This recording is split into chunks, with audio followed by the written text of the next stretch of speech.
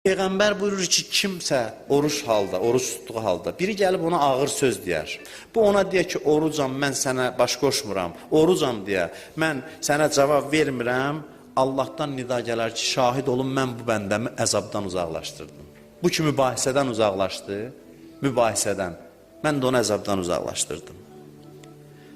Pak söz sahibləri bu qəsrə daxil olacaq, Peyğəmbərin gördüyü həmin o qəsrə. Əli əleyhissalam soruşdu, yenə Həzrət Əli soruşdu ki, ən pak söz hansıdır? Peyğəmbər buyurdu, Subhanallah, vəlhamdülillah, və la ilahə illallah, və Allahu Ekber. Zikirlərin anasıdır bu. Bütün gözəl zikirlər buradadır. Bu zikri gün ərzində Ramazan ayında da desək yaxşıdır. Bir də salavat zikrində desək yaxşıdır Ramazan ayında.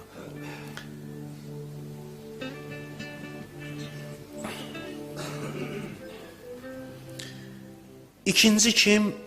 Davamlı oruç tutan, yəni Ramazan ayı başlayandan sona qədər